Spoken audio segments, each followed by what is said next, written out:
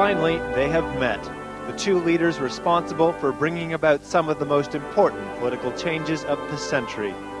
But while the historical significance of today's Kremlin ceremony was powerfully felt by all those who attended, the question that was on everyone's mind was, would Boris Yeltsin entice President Mandela into helping Russia's peace efforts in Kosovo?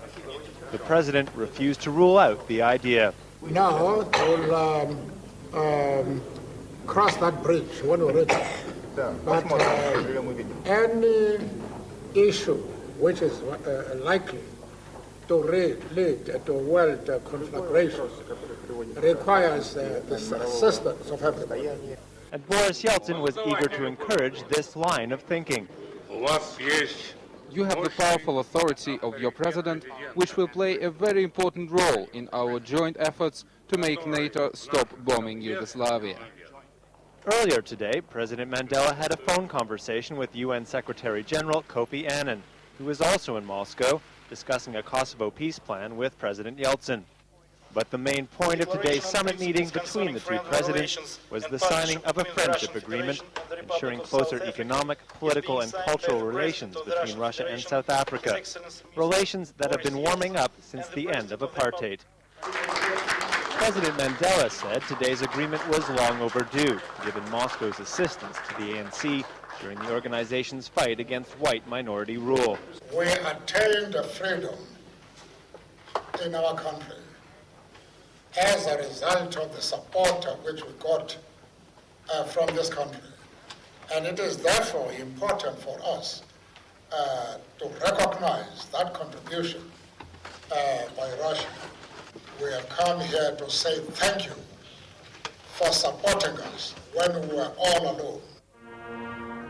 President Mandela reaffirmed this sentiment by laying a wreath made with South African tortillas at the tomb of the unknown soldier, and awarding President Yeltsin with South Africa's highest honor, the Order of Good Hope.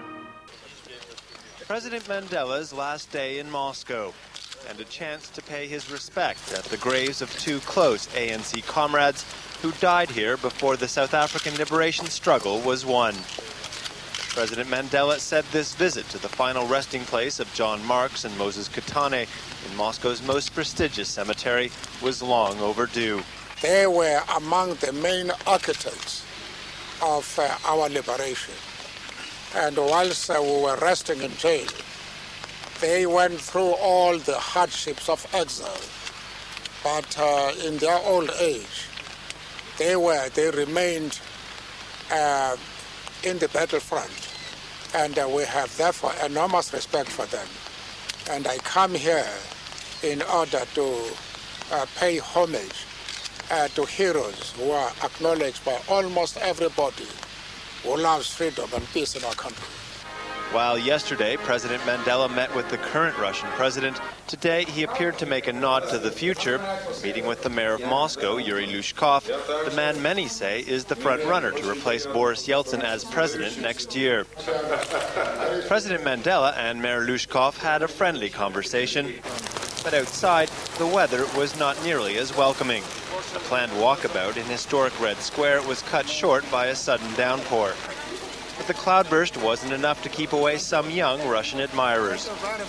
The question of a potential role for President Mandela in the Kosovo peace process continued to follow him during his Moscow tour. But the president now appears to have put that idea to rest for good. There is no question of me mediating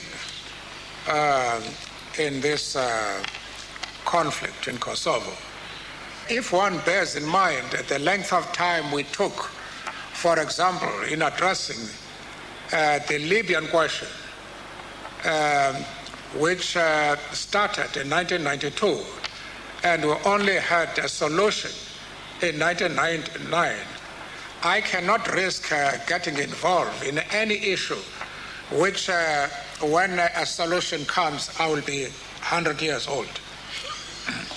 And in a further sign of respect from the Russian people, President Mandela was awarded not one, but two honorary doctorates today from the Russian Academy of Sciences and Moscow State University.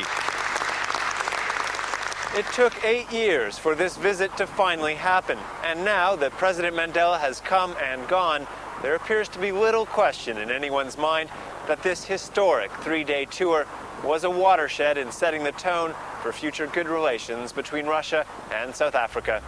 David McGuffin for SABC, Moscow.